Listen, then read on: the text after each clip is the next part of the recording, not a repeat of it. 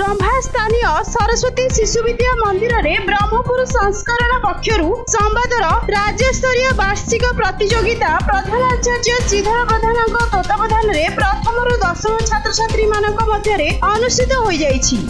एही कार्यक्रम में मुख्य अतिथि भाव सभापति एम नरसिंह सुबुद्धि, सम्मानित अतिथि संपादक प्रसन्न कुमार मिश्र, इंजीनियर अमूल्य कुमार सेनापति, मुख्य वक्ता भाव संवाद साहित्य घर उपदेष्टा पंचानन खटुआ प्रमुख जोगदे ओडिया भाषा ज्ञान उपरे आलोकपात करथिले। उक्त वार्षिक सृजनात्मक प्रतियोगिता रे रंभार प्रथम रु दशम पर्यंत शताधिक छात्र छात्री माने चित्रांकन, हस्ताक्षर और भाषा ज्ञान प्रबंध विभाग रे अंशग्रहण करथिले।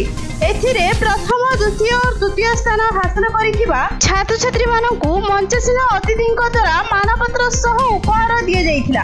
संवाद साहित्य घर रंभार संपादक तथा मुख्यमंत्री शिक्षा पुरस्कार प्राप्त शिक्षक शेषदेव बेहेरा, तपन सामंत, विजय कुमार मिश्री और के सत्यनारायण आचार्य प्रमुख विचारक तथा परिप्रेक्ष्य भावे जोग देइथिले।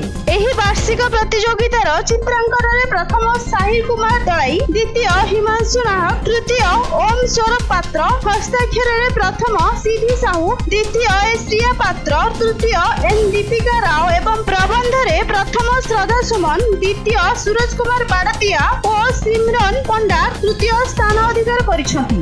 एथिरे संवादर संयोजक रवि नारायण सेनापति परिचालन करिथिबा बेले सरस्वती शिशु विद्या मंदिर गुरुजी सत्यनारायण प्रधान, श्रीनिवास प्रधान, रविंद्र कुमार महारणा, रिंटू प्रधान, नारायण नायक, बी प्रकाश पात्र और गुरुमा कुन्नी गौड़, शर्मिला गौड़, प्रियंका स्वाई, प्रियंका पाणिग्राही प्रमुख कार्यक्रम को सहयोग करथिले। गंजाम रंभारू बनवासी सेठी रिपोर्ट न्यूज.in।